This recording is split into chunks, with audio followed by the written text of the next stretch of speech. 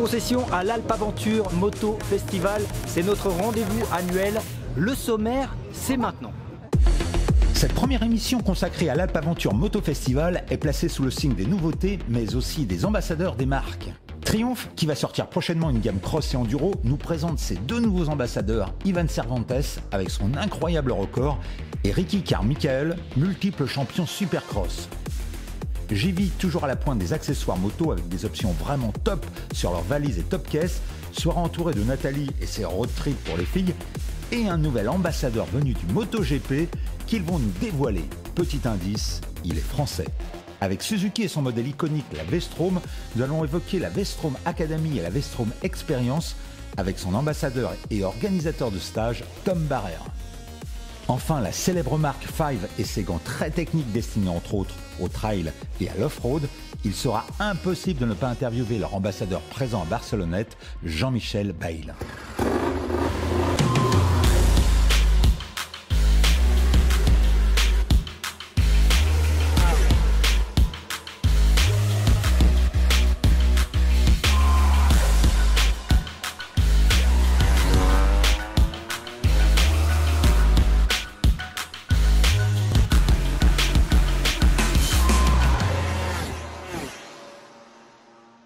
À tout seigneur, tout honneur, Triumph est là depuis les débuts de l'Alpe Aventure Moto Festival. C'est donc près d'Eric Pecoraro qu'on se dirige. Salut Eric. Salut David, tu vas bien? De retour à Barcelone. Bonjour, oui tout à fait, toujours un plaisir. Toujours un plaisir. Ouais.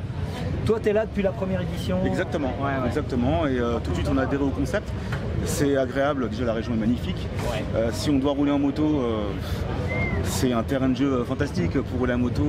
Les paysages sont beaux, col de la Bonnette, le col d'Alos, enfin, c'est magnifique vraiment. De l'actualité de Triumph, pour moi, il y a deux choses. Ouais. Il y a deux noms qui ressortent. C'est Ricky Carmichael, Ivan Cervantes. C'est ces deux noms qui, il y a encore 5 ans, ne faisaient pas partie de votre écosystème. On a entièrement raison. Entièrement raison et ces deux noms sont associés sur un même projet. Et maintenant ils se sont rencontrés et en plus ils s'adorent. Ah ouais, alors je précise, Ricky Carmichael, multiple champion supercross, c'est pour mon réalisateur ça, Ivan Cervantes, 5 fois champion du monde d'enduro. C'est deux personnes qui sont aujourd'hui associées à Triumph, qui portent haut les couleurs. Tu nous expliques de quelle manière? Alors très rapidement, c'est une notoriété, on va sortir une gamme cross et enduro, une vraie gamme cross et enduro, pas une moto histoire de faire, voilà, on va dans le système, non, on veut que les motos soient extrêmement performantes. Et effectivement, ce qui a plu et à Ricky et à Ivan, c'est que dès le début du projet, ils ont eu le libre choix de faire leur moto parfaite. D'accord. Et c'est pour ça que Ricky il est aussi impliqué avec nous et avec la marque. C'est la première fois qu'il fait du développement. C'est la première fois de ça, c'est exactement ça, c'est sa première fois. Et donc il est évidemment à fond, mais à 150% à en faire la promotion. Et il veut que la moto soit parfaite, tellement parfaite qu'elle a pris un poil de retard pour régler le châssis comme il le voulait absolument. Mais c'est pour ça que Ricky Carmichael, légende absolue du cross. Dans n'importe quelle interview tu le vois, quand tu le rencontres, il est d'un enthousiasme incroyable et c'est ça qui est génial. Et Ivan a été associé pour l'enduro, pour la partie enduro des motos. Et ils se sont mis d'accord et bon voilà, c'est une belle association, c'est vraiment génial. Alors Ivan Cervantes, pour rappel, je t'apprends rien, mais pour ceux qui n'auraient pas suivi, Triumph est rentré dans le livre Guinness des records. Exactement. Avec un exploit, véritable exploit d'Ivan Cervantes, qui a battu de 600 km le record de distance sur 24 heures. Et ça, c'était avec une Triumph Tiger, donc laquelle? La Rallye 1200 GT. Ah, la 1200 GT. Oui. En fait, alors le principe de ce record-là, c'est vrai que c'était... on doit malgré tout, nous, évidemment, communiquer autour de nos motos, on essaie de le faire d'une manière un petit peu différente et puis d'avoir quelque chose qui amène un plus par rapport à ce qui existait. Et donc là, ce record est... Et il en parlerait mieux que moi, c'est dommage, mais quand tu l'entends parler, franchement, en plus, Ivan, c'est un mec qui est, en plus d'être super performant, il est super adorable, et c'est un bavard. Oh, merde, tu t'imagines, moi je suis bavard aussi, donc... Il a fait plus de 4000 km, donc en 24 heures, sur l'anneau de Nardo en Italie. C'était quand? C'était au mois de juin, donc c'était très récent. Et en fait, le principe, donc on prend une moto stock, il faut qu'elle soit absolument stock. On n'a pas le droit de toucher à quoi que ce soit sur la moto. Pour la fiabilité, il y a un message derrière. Alors évidemment, nous on l'a fait pour prouver que la moto moto pouvaient le faire. Mais encore une fois, c'est très très normé ce record, parce que c'est un record officiel du Guinness Book des records. Donc là, ce qu'on fait, c'est qu'on prend une moto sur la chaîne d'assemblage, on dit c'est celle-là, ils prennent la moto et on la met à la route et c'est terminé. Donc là, on est parti à Nardo, donc il y a eu 500 litres d'essence, tu vois, il y a eu un changement de train de pneus. Et donc tenir une moyenne, c'est rigolo comme ça d'être à fond pendant quelques minutes, 24 heures à fond sur une moto, sur un Arnaud, pas de chance en plus. C'était celle-là. C'était celle-là. On va la voir. Ouais. Donc il était à fond. Et il m'a dit, il t'a dit qu'il en avait bavé. C'est parce qu'il en est bavé, comme tu l'as dit, 5 fois champion du monde enduro, t'imagines la charge d'entraînement qu'il faut. Tu en as fait un petit peu d'enduro, t'imagines comment c'est physique. J'ai fait des courses de 24 heures. En plus. Plus que de l'enduro. Mais vrai. Les deux sont très physiques. Et quand tu fais les deux, tu associes les deux, c'est presque inhumain. Exactement. Et ce qu'il a eu de plus dur à faire dans sa vie en termes de... il s'était préparé physiquement et psychologiquement, avec un vrai psychologue qui l'a aidé mentalement à encaisser cette charge et à battre ce record. Et effectivement, il en a bavé. En plus, Nardo, c'est dans le sud de l'Italie, c'est dans les Pouilles, c'est un endroit très sec. Ouais. Dans la nuit, qu'est-ce qui se passe? Il pleut. On n'arrête pas l'essai, là, on n'arrête rien. Non, rien du tout. Non. Il est à fond, sous des trompes d'eau. On aurait été déçus. On est à fond sous des trompes d'eau. Ouais. Donc, et effectivement, comme tu l'as dit, il est... c'est le matin, parce qu'on on est parti vers 15h pour faire l'essai. Et il a battu le plus de 600 km. Ouais. Donc je lui ai dit, c'est bon, le record est battu, va te reposer, etc. Il a été dans un tel état de nervosité, ouais. Tu sais, l'adrénaline, l'endorphine, tout. Exactement, tout était, il était tellement psychologiquement à fond. Il n'a pas pu se reposer plus de 5 minutes. Il a monté, on l'a vu tous réapparaître avec les équipements. J'ai dit, qu'est-ce que tu fais? J'y retourne. Et donc il est retourné à fond pour finir à fond et en fait dans sa tête il s'était mis plus de 4000 km. Il a fait 4000 km.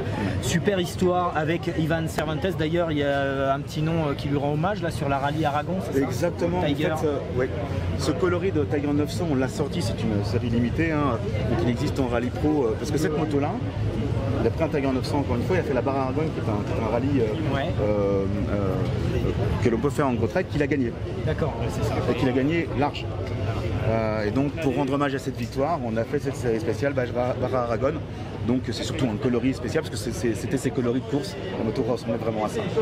Triomphe en ce moment est dans une bonne dynamique. Eric, avec ces modèles trail, vous avez convaincu et vous avez pas que la Tiger, il y a aussi toute la gamme XC qui fonctionne bien. Quand tu arrives sur un segment où on ne t'attend pas, ça prend du temps pour la notoriété, pour montrer qu'on a des choses à proposer aussi à ces clients qui sont d'autres clients que des clients Roadster. Donc maintenant ça fait plus de 15 ans qu'on est réellement implanté dans le trail et effectivement la Tiger 900 a pris sa place, c'est devenu la leader de sa catégorie en gamme de trail de moyenne cylindrée et puis effectivement le Tiger 1200, ce nouveau modèle qui est complètement refait par rapport à l'ancienne, on a écouté notre client, elle est beaucoup plus légère et techniquement et technologiquement c'est une moto qui est vraiment très évoluée, très haut de gamme et qui convainc les clients puisque pour donner un ordre d'idée on en montre 3 fois plus que le modèle précédent. Alors, tu vas me dire, le modèle précédent, on en était peut-être pas beaucoup. Mais là, quand on vend plus de 1000 motos d'un trail 1200, sur une très belle lancée, une dynamique qui s'accélère, bien effectivement, ça permet de voir l'avenir plus sereinement et de continuer à développer ces gammes-là. Donc, pas de regret. C'est un secteur que vous investissez de plus en plus. L'Alpe Aventure fait partie maintenant des grands rendez-vous de votre saison. Alors, vous êtes impliqué en MotoGP avec les moteurs Moto 2. Oui, qu'on renouvelle jusqu'en 2029. Voilà, renouvellement, vous êtes impliqué à différents niveaux, mais vous tracez votre sillon à vous. Tout à fait, oui. Alors c'est vrai qu'on sort tous des gammes de produits, mais qui correspondent malgré tout à ce qu'on veut faire. Donc là, tu as entendu parler des petits monocylindres 400 cm3 que l'on sort. Donc encore une fois, quand tu vois les motos, tu vois tout de suite que c'est des triomphes, parce que la qualité de finition est fantastique pour ce type de moto-là. Et puis on va sortir des gammes cross et enduro. Et ça, c'est un challenge qui est autrement plus difficile à relever. Et donc, Ricky Carmichael fait partie de l'aventure et c'est lui qui a développé ces motos motos-là pour qu'elles soient les plus performantes possibles. Et donc on va rentrer en championnat du monde SXM XGP.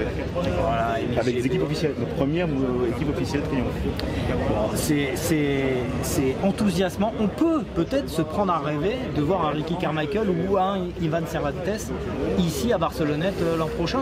Alors très sincèrement, Ouais. Ivan, je lui avais proposé de venir, il était d'accord, il s'est blessé. Ah d'accord, on peut le voir l'année prochaine. Mais, il sera là, promis, il sera là, j'espère. il sera là. On a envie de rouler avec lui. J'ai envie qu'il me parle de son Moi record. j'aimerais qu'on roule ensemble avec lui. Bon, Il me l'a on ira, demandé on ira. et sincèrement ça serait un truc sympa à faire. Ok, et ben avec plaisir, puis je découvrirai avec plaisir un peu plus cette Tiger Duke. Ça marche. Merci Eric. Merci, David.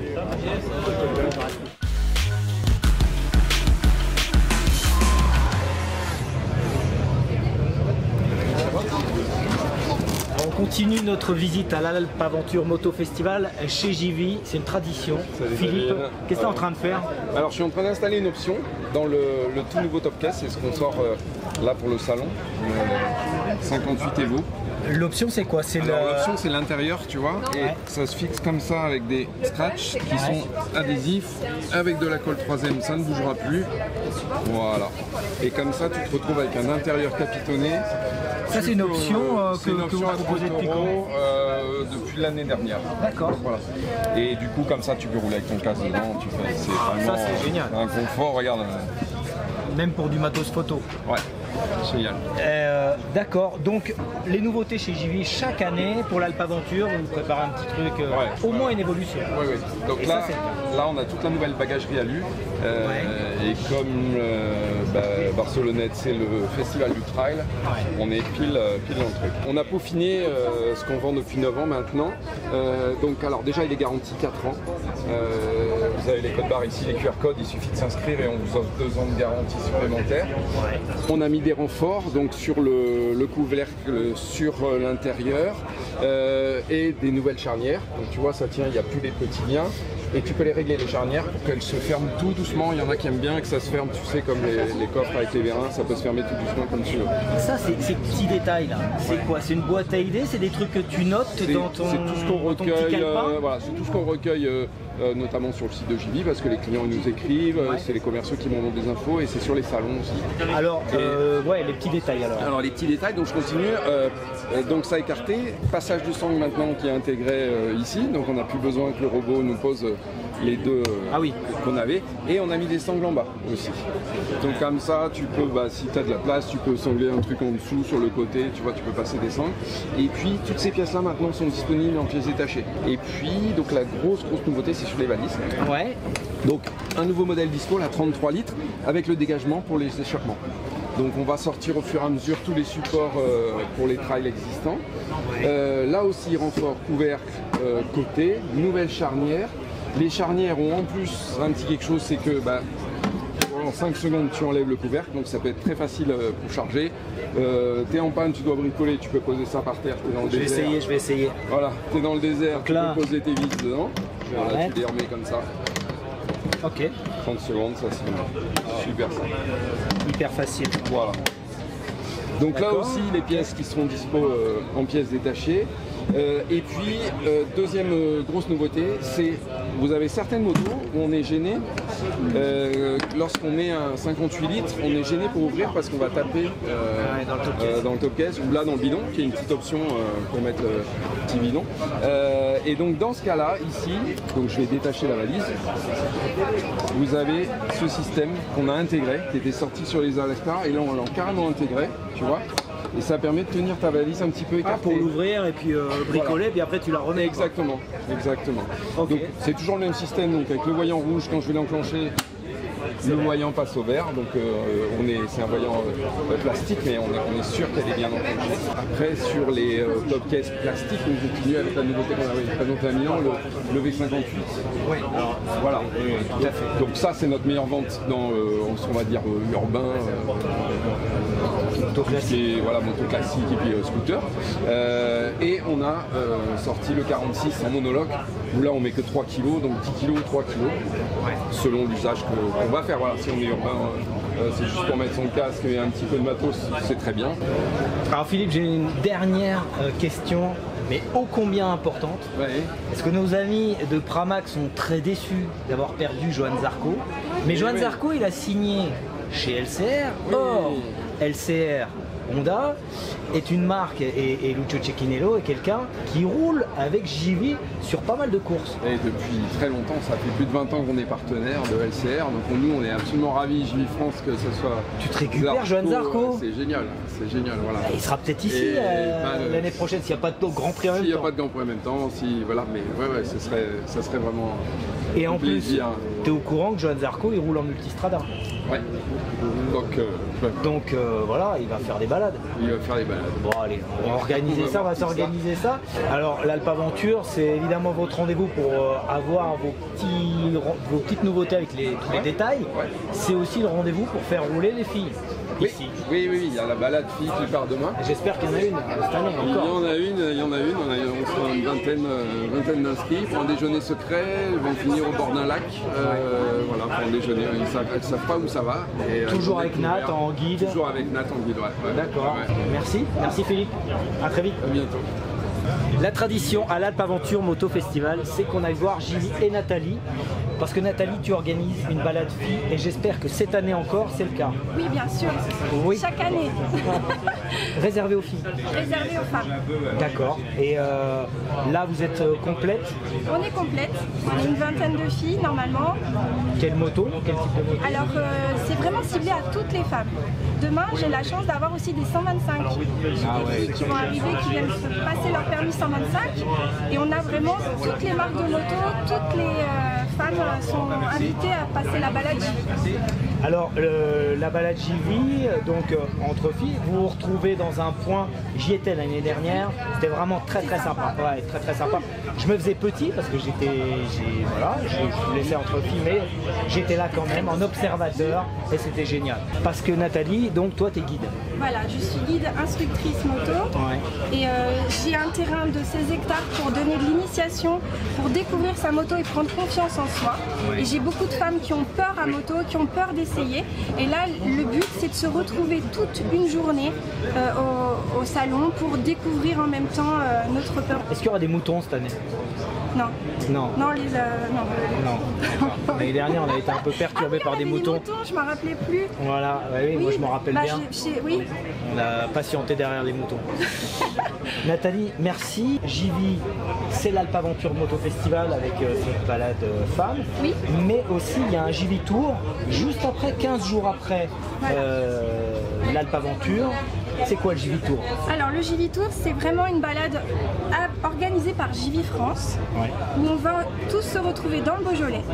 Alors on a vraiment une ambiance familiale, sympa. On est ciblé en maximum 50 motos. D'accord, là c'est garçon-fille. Garçon-fille. C'est vrai que c'est une balade qui est vraiment, ça va faire plusieurs années qu'elle existe et on découvre en fait une balade touristique, mais on va avoir des autorisations pour passer dans des chemins et découvrir la région du Beaujolais, qui est ma région. Il reste des places? Oui, il reste des places. On va suivre aussi le Beaujolais JV Tour 2023 avec attention. Tu nous enverras des images? N'hésitez pas, oui. Mais peut-être je viendrai les prendre, les images. Ah, ça c'est top aussi. C'est une super ambiance, franchement, c'est convivial, familial et on boit du Beaujolais. Ah bah voilà. Okay. Raison de plus. Merci Nathalie. Merci à toi, merci David, merci. Petite pause sur la terrasse de la SMI Triomphe en compagnie de Jean-Pierre. Tu es l'heureux organisateur de ce très beau festival, Jean-Pierre. Fatigué pour l'instant, heureux ça va venir, mais oui. Et comment on fait pour commander un temps aussi merveilleux depuis 2 ans? Ça c'est des grandes négociations longues, difficiles, non c'est un coup de cul, c'est tout. Ouais, c'est bien, Début septembre, normalement on a quand même un train qui est pas mal, mais voilà, c'est bien. Alors début septembre, on est début septembre, il y a tout simplement le Kenny Festival, le S6 Experience, le Grand Prix à Misano et je crois qu'il y a un Superbike important aussi à Magny-Cours. C'est le week-end où il faut sortir, c'est celui-ci, il faut absolument être celui-là. C'est le week-end, mais en fait on n'a que 52 week-ends et les saisons où on fait de la moto, c'est pas 52 week-ends parce que la météo ne permet pas d'être partout tout le temps. Donc on a toujours des croisements de dates quoi qu'il arrive. On essaye de se ménager les uns les autres, mais malheureusement il y a des moments où... bon. Après il y a un autre point qu'il faut regarder, c'est que globalement tous nos pratiquants ne sont pas intéressés par les mêmes choses. Donc j'ai peu de doute sur le fait que quelqu'un ne manquera pas le Superbike parce qu'il viendra ici, de la même manière que quelqu'un qui viendra ici ne manquera pas le Caddy Festival. On n'est pas forcément sur les mêmes utilisations. Ici, vous avez toujours des constructeurs fidèles. Alors, on est chez Triumph, fidèles depuis le début. Il y en a d'autres? Quasiment. Alors, Honda a été toujours là. Yamaha a été systématiquement là. KTM m'a suivi. KTM est peut-être la première marque qui m'a dit oui. Honda est la première. En fait, avec quelqu'un qui était Richard Mathieu, qui était au marketing à l'époque. Et Richard est parti entre-temps et la marque a suivi malgré tout la recommandation de Richard. Oui, il y en a qui sont là depuis le début, bien sûr. Ça aide aussi à forger et à bâtir une base de travail. Barcelonnette, c'est un endroit merveilleux, c'est pas à toi que je l'apprends. Est-ce que c'est difficile d'année en année de convaincre les pouvoirs publics, parce que c'est de la moto? Est-ce que c'est difficile? C'est moins difficile aujourd'hui parce qu'en fait il y a la démonstration par l'exemple. C'était peut-être plus difficile les premières années où, hormis le maire de l'époque qui était un ami personnel et qui me connaissait à titre privé, c'était plutôt difficile et inquiétant pour la population, pour les autorités de dire bon allez c'est de la moto, on va y aller. Au fur et à mesure, les gens qui viennent dans l'opération sont d'un comportement exemplaire et ça m'aide. En fait, j'ai même plus besoin moi de démontrer. C'est-à-dire que notre équipe démontre qu'on sait organiser, cadrer, encadrer, etc. Mais le comportement, c'est celui des visiteurs. Et c'est ça qui permet de rejouer chaque année et qui permet d'étendre l'ensemble de l'opération, puisqu'au départ, c'était que Barcelonnette. Et aujourd'hui, toutes les municipalités de la vallée de Dubaï ont une partie de l'événement sur leur territoire parce qu'ils sont rassurés par le comportement. Merci Jean-Pierre pour cette petite aparté. Et nous, on retourne au cœur du village de l'Alpe Aventure Moto Festival.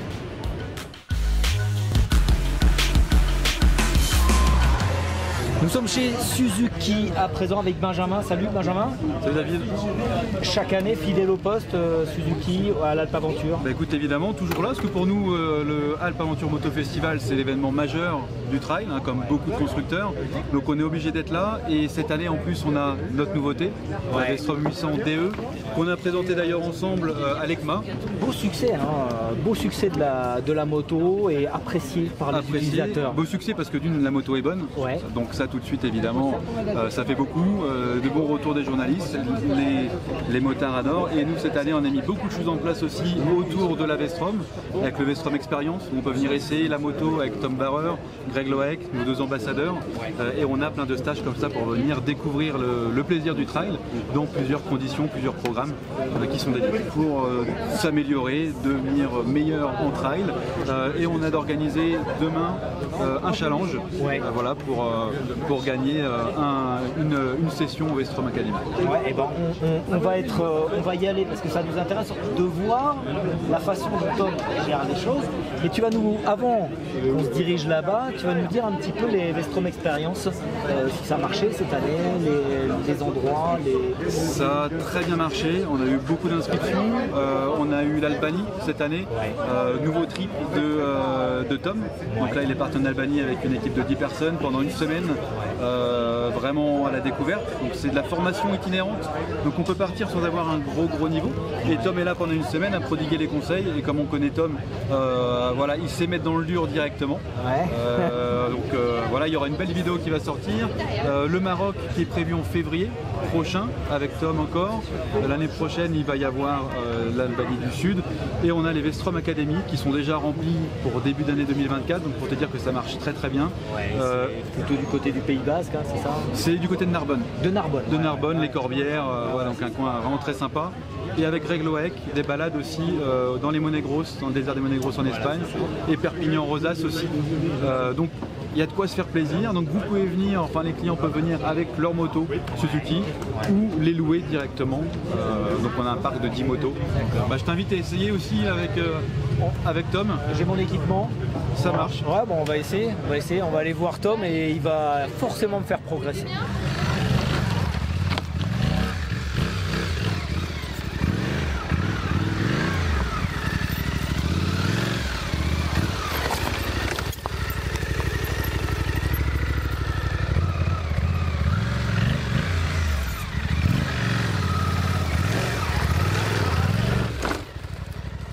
On est avec Tom Barrère à 1,8 km de Barcelonnette.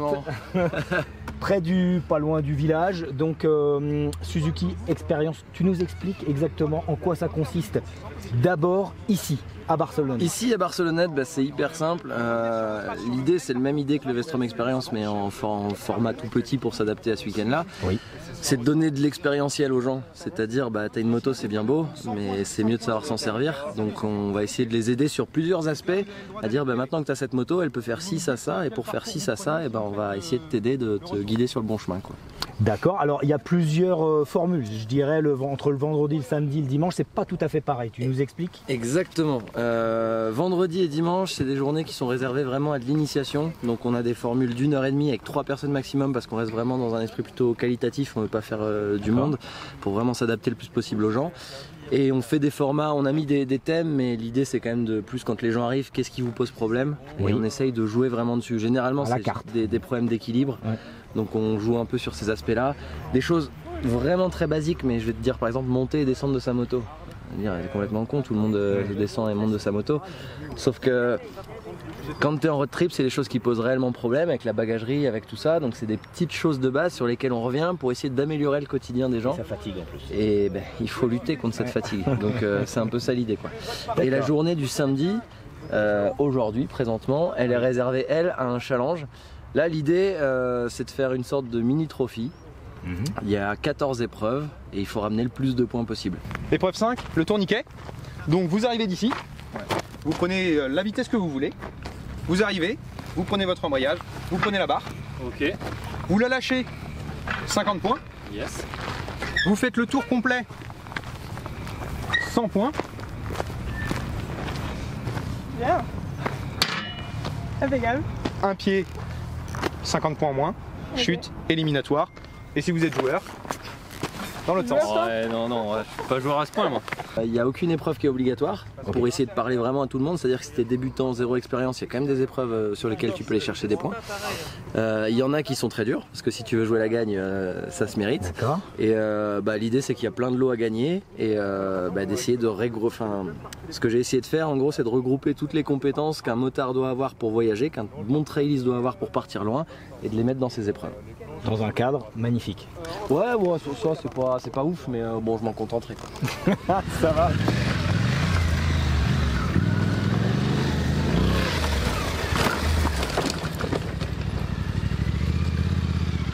Donc l'idée c'est qu'on essaye vraiment de faire renaître le trail chez Suzuki parce qu'ils c'est les premiers historiquement à avoir ces becs de canard, à être ancrés dans cet esprit-là.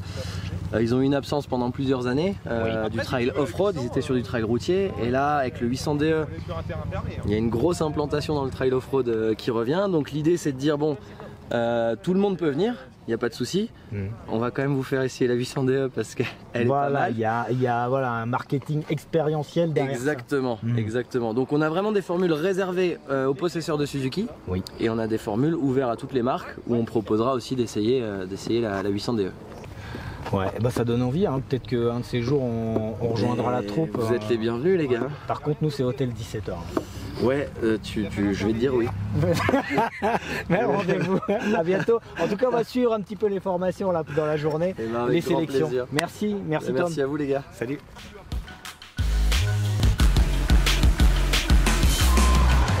Direction 5, la marque de gants avec Stéphane Franc. Ici, Stéphane, c'est un rendez-vous incontournable pour vous, l'Alpe Aventure Moto Festival, avec des gants réservés au trail et à l'off-road. On le voit, je veux dire, le rendez-vous il est exceptionnel. On voit la fréquentation du salon, voilà le nombre de gens qui participent et puis on voit qu'on a affaire à des gens qui roulent. C'est vraiment, on a des clients qui viennent nous voir et qui nous font part de leur expérience avec nos produits et qui nous racontent que voilà, ils font le Cap Nord, ils roulent des milliers de kilomètres et pour nous c'est intéressant d'être là, de partager avec eux, de voir ce qu'ils pensent des produits, de leur présenter éventuellement nos nouveautés. Est-ce que vous avez des retours d'expérience, j'imagine, dans les discussions que vous avez avec les... Complètement, c'est le but d'être ici en fait. Aussi. C'est vraiment de partager. Évidemment c'est de présenter la marque, les produits, mais c'est aussi d'échanger et c'est un bonheur d'échanger avec des gens qui pratiquent vraiment. Ils roulent. On en reparlera de ceux qui pratiquent vraiment, mais 5 c'est des gants, c'est votre univers, vous êtes hyper spécialiste et vous travaillez notamment une gamme, forcément la gamme aventure. Est-ce que dans votre gamme globale, c'est une part importante? Alors, c'est une part importante en termes de développement, on y consacre beaucoup de temps. En termes de vente, c'est pas négligeable parce que le trail, comme tu le sais, c'est quand même un segment du marché qui ne cesse de se développer. Ouais. On a une offre pertinente. C'est vrai qu'on Five, c'est le spécialiste du gant moto et vélo. Oui. On a plus de 95 modèles différents dans la gamme moto. Donc on se devait d'avoir vraiment une gamme dédiée au trail. Vous devez choisir même les gants que vous prenez pour exposer ici. Oui, bah là on sélectionne qu'une partie de la gamme. Donc on présente volontairement la gamme Trail Adventure, quelques gants off-road et puis nos gants hiver et les gants chauffants. Parce qu'on a énormément de personnes qui roulent en trail et qui ont besoin de gants performants aussi spécifiques pour l'hiver. Five, votre particularité aussi, c'est d'avoir des ambassadeurs qui sont aussi des pilotes et anciens pilotes. Et vous avez des retours par eux. Mais là, en trail, en aventure, c'est pas vraiment de la compétition. Donc comment vous gérez ça? Effectivement, la compétition, ça fait partie de l'ADN de la marque Five. C'est avant tout par passion. Et puis, c'est vrai que le trail, il n'y a pas de compétition véritablement de trail. Pour autant, je crois qu'on a, en termes d'ambassadeurs sur cette catégorie de produits, on a quelqu'un qui est un peu emblématique, puisque c'est quelqu'un qui s'est illustré sur la terre comme sur le bitume, un champion d'exception, Jean-Michel Bayle. Il est particulièrement exigeant. Ça tombe bien que tu me parles de lui parce qu'on est allé le voir justement chez Honda où il anime un atelier. Il a dessiné lui-même un parcours Gymkhana et il nous parle justement des gants Five parce qu'il a un attachement particulier à ses partenaires. On a plusieurs fois, Jean-Michel, rencontré Five. On a beaucoup parlé technique avec Five, dont la particularité est de ne fabriquer que des gants. Et j'imagine que ça, tu es sensible. C'est pas forcément du perfectionnisme, mais t'aimes bien ce qui est fait jusqu'au bout. Ouais, en fait, déjà, les partenaires que j'ai, c'est des partenaires que j'utilise. Ouais. Voilà, ce sont des partenaires.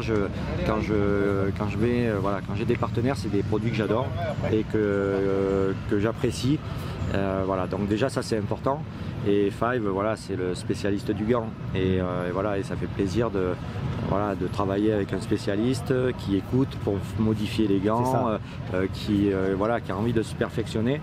Et c'est pas seulement du marketing avec du gant, c'est un échange, on fait des tests, on essaye. Tu leur donnes des conseils souvent? On fait des beaux reportages, on travaille sur les produits. Donc tout ça, ce côté-là, moi il faut qu'il y ait ça, sinon il n'y a pas d'intérêt.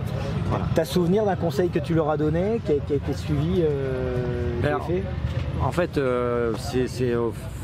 ça se fait au fur et à mesure, mais c'est vrai que des fois on travaille sur des produits spécifiques où bien sûr là j'ai envie de créer quelque chose, de donner, mais pour donner un exemple, par exemple hier on a fait le chrono, et en fait on en a parlé après avec Adrien et on s'est rendu compte qu'à un moment donné moi j'avais des gants très légers et que c'était plus facile avec des gants très légers. Parce qu'en fait on travaille tellement sur la précision et l'embrayage que si on a des gants qui sont un peu durs, on sent moins les commandes. Et du coup on en a discuté après et du coup on est tombé d'accord, on a dit putain à un moment donné j'ai pris des gants très légers, c'était beaucoup mieux. Et voilà, donc du coup on a tendance à penser que le gant, c'est juste un gant, mais en fait juste un accessoire de protection, mais pas seulement. Mais en fait il n'y a pas que ça, quoi. C'est du feeling, on tient la moto avec. Donc quand on fait des trucs de précision, c'est super important. C'est le lien entre soi et la poignée d'accélération. Bien sûr, comme les bottes aussi, qui sont un produit un peu technique. Les gants, c'est un produit très technique. Merci Jean-Michel, merci beaucoup. C'est toujours intéressant d'avoir la parole d'un pilote d'exception et d'une personne aussi exigeante que Jean-Michel. Il est exigeant Jean-Michel. Il veut le meilleur dans tous les domaines, donc on essaye de lui apporter. Et alors la spécificité du gant Trail Adventure, c'est quoi? En gros, en trail, on roule longtemps sur la route, un peu moins en tout terrain, mais même s'il y en a qui pratiquent de manière acharnée et qui vont vraiment dans la terre, mais on est sur des produits qui doivent être suffisamment sécures lorsqu'on évolue sur la route, en cas de chute, donc il faut une bonne résistance à l'abrasion, et puis suffisamment flexible pour offrir une bonne préhension des commandes, une bonne respirabilité lorsqu'on est en tout terrain.